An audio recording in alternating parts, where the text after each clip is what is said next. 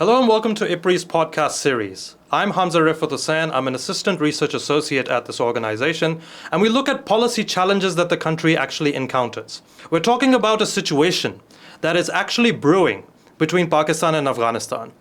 If you've been following the news of late, what's been happening on the Torkham border is quite alarming.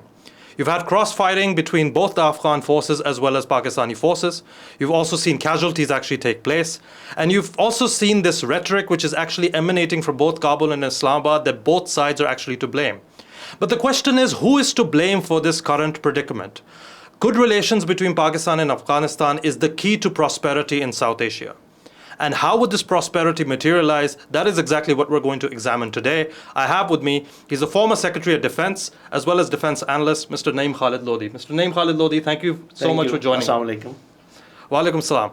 So, sir, let's start off with the basic question here. What is going on the Pakistan-Afghanistan border? Thank you very much. Being a student of international relations, you must be aware of it, and we all know it, your audience, those who take interest in international relations.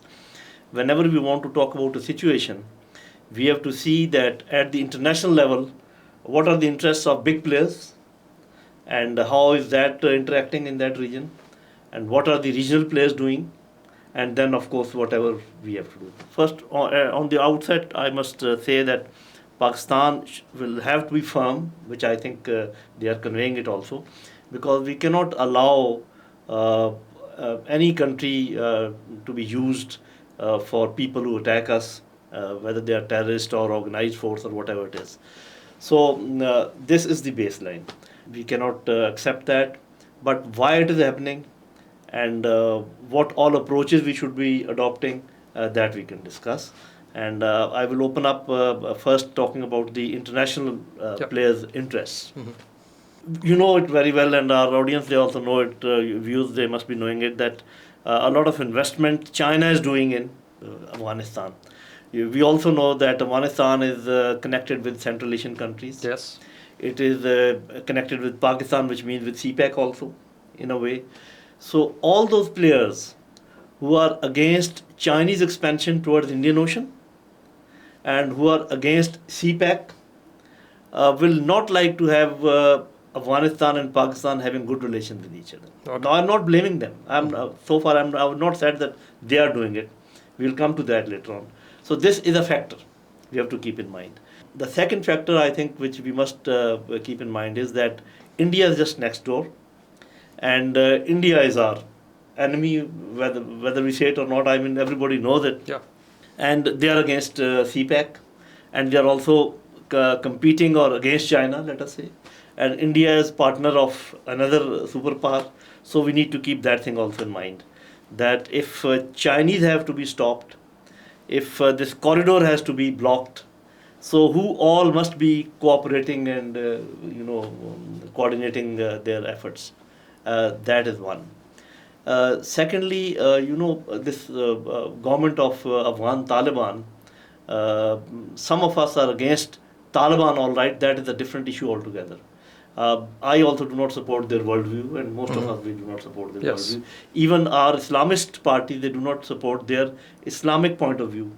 That is beside the point. But we must remember that they are now the rulers of Afghanistan. Afghanistan is a separate country, and we have to deal with Afghanistan as a sovereign country. And whenever we talk about Afghan Taliban, so we should actually be talking about Afghanistan, because and they have control over most of the area. So what all is going on, in my opinion, is that there is a nexus between Afghan Taliban and Tehreek-e-Taliban Pakistan. Okay. There's no doubt about it. It has some history, whatever during War of Independence they call it, or whatever they were fighting against allied forces. But one thing is very clear, that in my mind, now what I say now is my own assessment, and I do not persist that people should accept Please go ahead. Point of view. Yeah. Whereas there was a nexus, and there is still a nexus between Afghan Taliban and Tehreek-e-Taliban Pakistan, but they are two different entities. Why do I say that?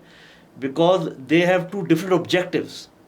The objective of Afghan Taliban was to get freedom from the occupation forces according to them. And these Afghan Tehreek-e-Taliban Pakistan were angry with our policies vis-a-vis Afghanistan and America and all that.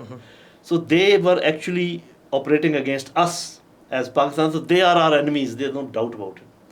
But those Afghans who were fighting for the independence of their country or freedom of their country, they are not our enemies. We should not treat them as enemies. Yes, this demand is legitimate. That why don't you control them? And you must have seen that their highest leadership, they have issued verdicts that against Tehreek-e-Taliban Pakistan's actions.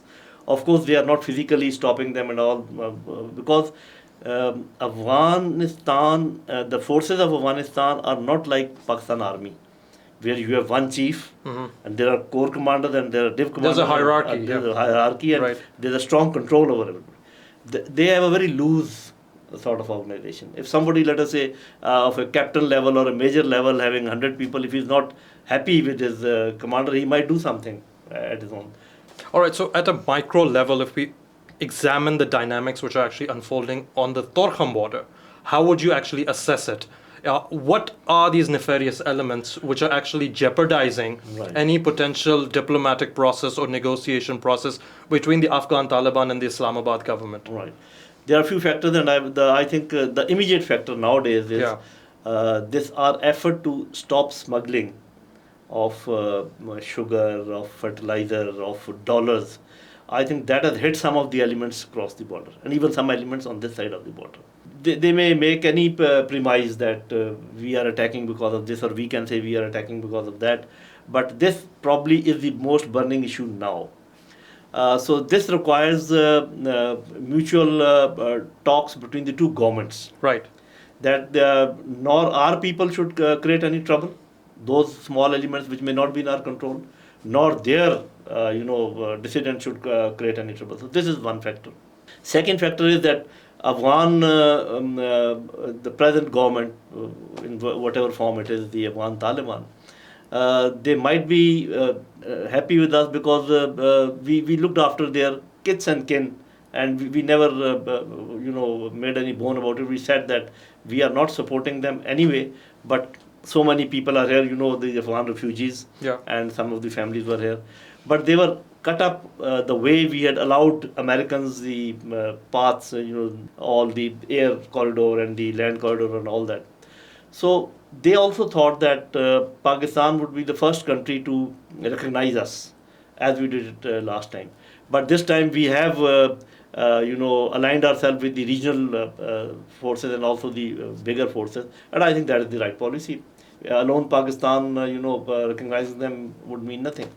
But even without recognizing how much activity China is carrying out within Afghanistan, although they also have a problem. But I think we are a bit shy. Just to give you a few examples. Sure, please. There is there's no footprint of our media over there as it should be. You will never find a PTV reporter from talking from Kabul or from elsewhere, or Geo or these Sama and all these big guys. Why don't they send their people over there and find out what is actually happening on ground? They haven't done that.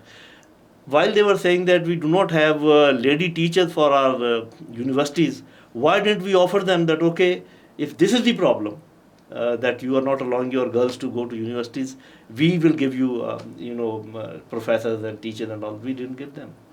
Then we have a very long border. We know it about 2,900 kilometers. Okay, we have fenced it, and for the right reasons. But easement of rights initially dictated that there should be a very easy going and coming across the border. Now that has become a bit difficult.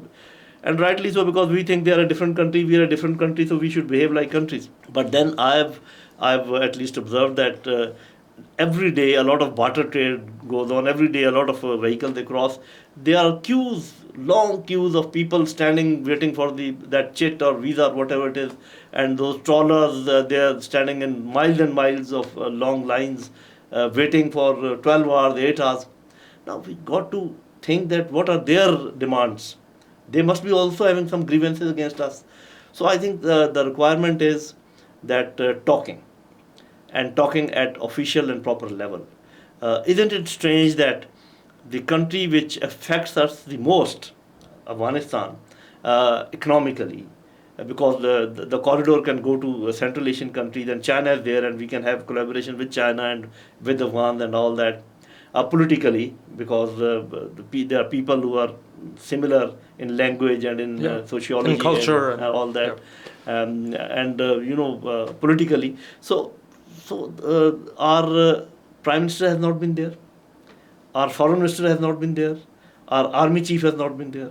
They have been all over the world. And the country which affects us most, they haven't been there. We should call them. We should, although there are, I know, exchanges at the mid-level and low level. And I think Ambassador Durrani Saab did a very good job, because after he visited them, then there was, that statement which came that they will not allow Tehreek-e-Taliban Pakistan to do all that. So we have to realign our foreign policy. We have to see that which country's interest and our interest in this region are at loggerheads. It coincides. It coincides or it doesn't coincide.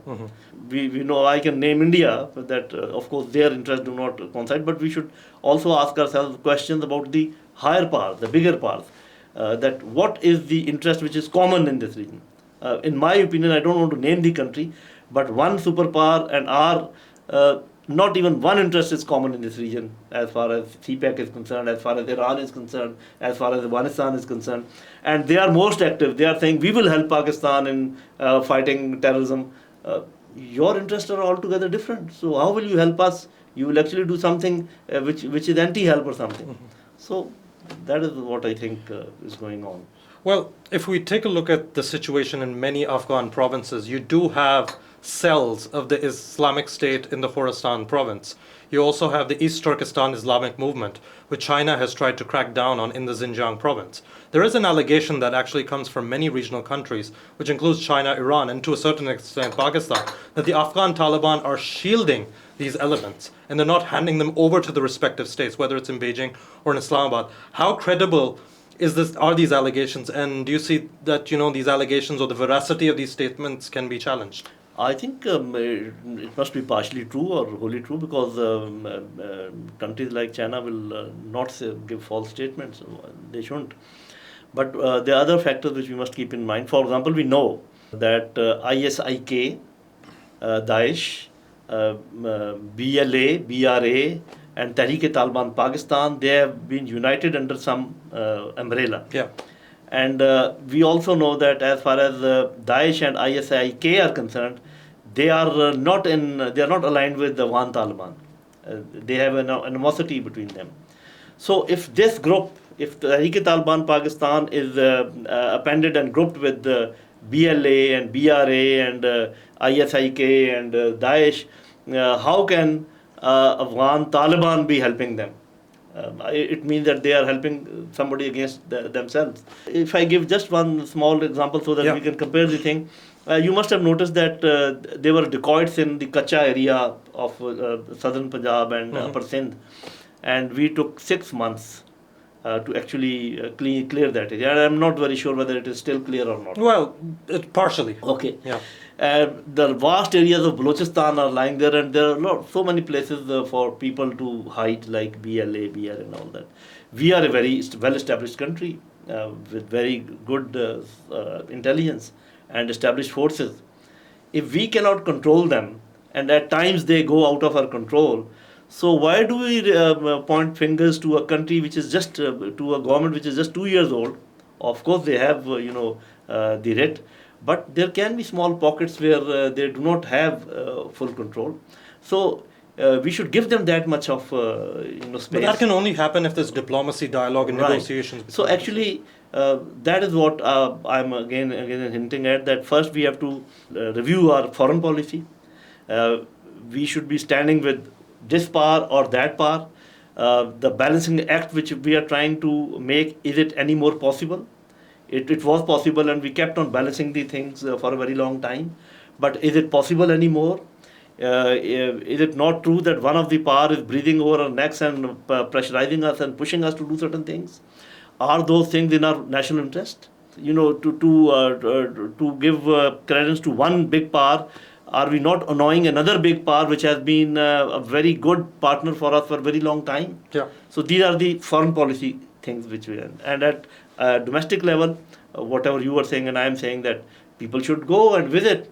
And then I would also say that we should have a sort of consortium or grouping with China, with Qatar, with even Iran and Turkey, and combined delegation should go to Taliban government and tell them that this is not on.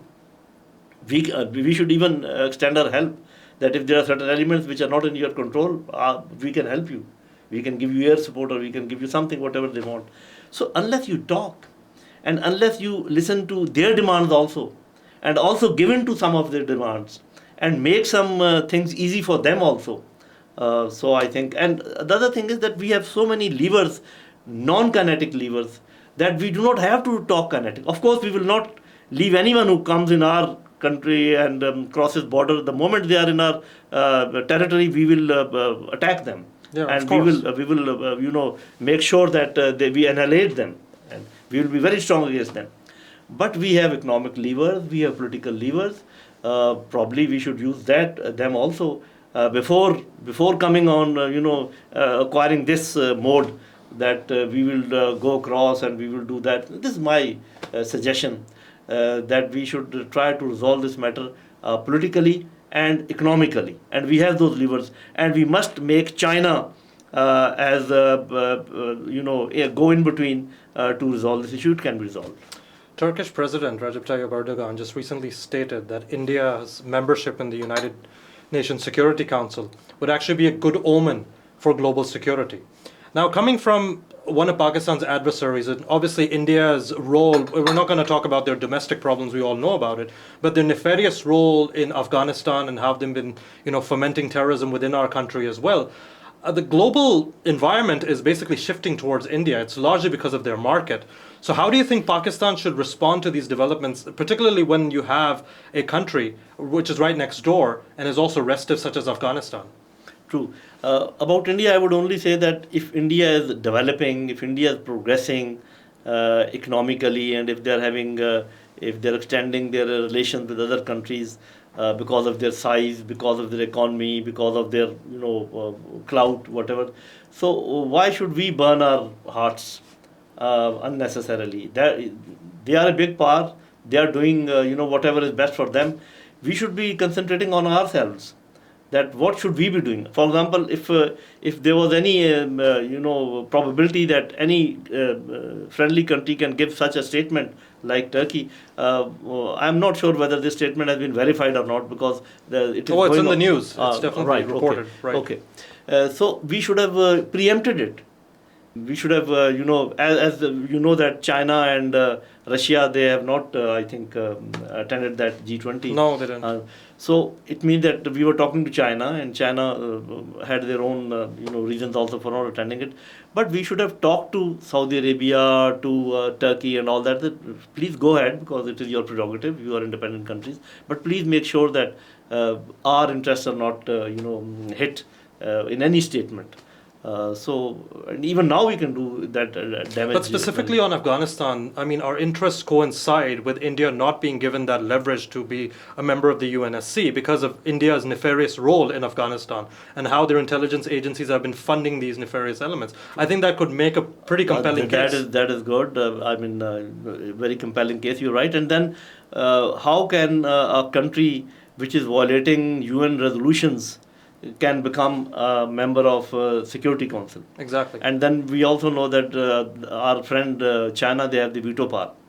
But then again, I am coming back to that thing. We need to make sure that China, we give this confidence to China that we are their partners, and we are not dilly-dallying that sometimes because of FATF or IMF we go on one side. And then they keep looking at us, and then things slow down as far as CPEC is concerned, and then something else happens. So it is a issue at the foreign policy level. It is a diplomatic activity issue. And then as we always say, that if you are weak internally, politically, if you are not stable, economically, if you are not stable, then the world will not listen to you. So we also have to look inwards and make sure that instead of day and night saying that India is doing that and India, okay, they are doing it, and we must bring all the legitimate grievances against India in the UN, at world forums. But we must try and make our own economy good and make our own politics more stable. Only then probably people will listen to us. That is a general rule of the world. It cannot be avoided. Okay, so coming back to the internal policies that Pakistan has been adopting with regard to Afghanistan, obviously we host, if not the largest refugee population in the world, and you have basically millions of Afghan refugees who are living in Pakistan. Do you think targeting Afghan refugees specifically for terrorist attacks within Pakistan is the right strategy? Because we've seen recently that many of our security forces are actually going and targeting the refugees instead of going after those nefarious elements. Or maybe a better strategy would be to let the refugees be and convey this to Kabul that these nefarious elements should not be exported to Pakistan. What's your view on that? They say in a jargon that if you make a strategic mistake, then your tactical actions cannot overcome that. Right, thing. right. We made a strategic mistake initially by allowing all these people coming in and not putting them in specific camps, and we allowed them to go out and seek their livelihood and all that. And the type of the polity we are, the type of corrupt officials we have, they made Pakistani national cards and identity cards also and all that. So now it is a very long story. Now to push them all together immediately and instantly will create problems for them and for us also maybe. But we got to be firm and talk to Afghan government that please start taking them back. At least that process must start. Right. And all those, and probably I don't know, it has to be a government's policy that if a very fine, small minority, those who exhibit a very good behavior and they are well educated, they are well mannered, well integrated, and well integrated, and they are contributing in our economy. To them we can give even the citizenship. So we have to make a proper plan that who should be given citizenship, who must be pushed back, and we can think about others also. So there has to be a very coherent policy as far as this thing is concerned. It cannot be wished away like that. And I agree with you that doing it kinetically, everything probably is not the answer. Naeem Khalid Lodi Saab, towards the very end, how do you think soft power diplomacy, what kind of role can soft power diplomacy play in trying to diffuse tensions between Pakistan and Afghanistan? Right. The soft power, there are so many elements in a soft power, but the elements which can work and which will not work, I can indicate that. Sure, yeah. For example, that the present government is not very supportive of music and movies and dramas and all, but at least music and dramas, they are being watched by the public at large. Mm-hmm. So this is one aspect which I think, and especially once we have a common language and we have a common culture. I'm talking about KPK culture and Afghanistan culture. But there are other, the media, as I said, that the media members should go there. The student exchanges can take place. Although many, even today, many Afghan students are studying in Pakistan. Yeah. They should be looked after especially well, so that they carry a good impression of Pakistan. Students and doctors and engineers and people-to-people exchanges, universities having sports, competitions, cricket diplomacy, debate competitions, yeah. Cricket. You must be knowing it that this present cricket team, they fly the old flag. And they don't live in Afghanistan. Yeah, they live outside. They live outside. So probably we can ask Afghanistan to make another team, which is indigenous their team, which carries their flag, whatever their present flag, or whatever they wish to decide. So many things can happen at people-to-people level, at business levels, at students level, and at sports level, and even at the cultural level. I think we are short in that also. So they are a new government. They have so many things to attend to, but we are quite established country. But unfortunately nowadays we are also passing through some difficult times. Yeah. So hopefully once these things get settled down, as I wish and I pray that it will settle down. So we must have a very broad-based interactive sessions with them at all levels. The border markets The barter trade, even today they are using our currency. Now they have announced that they will not use that, but I think that announcement will not be paid heed to. They'll have to use our currency. But we should start behaving like two different countries. They are brotherly countries. They are like co-joined twins. We can't separate from each other, but we have some historical bitterness. We must remove that. That will take a lot of effort, and the soft power can play a very vital role in that. Former Secretary of Defense, Lieutenant General Naeem Khalid Ali Saab, thank you so much for joining me. It was a pleasure to be with you. So that's all that we have from IPRI Podcast. This is Hamza Rifat Hussain, Assistant Research Associate here at this organization, as well as former television anchor. Do provide us with your valuable feedback, and we'll try to get back to you as soon as possible. Take care, and Allah Hafiz.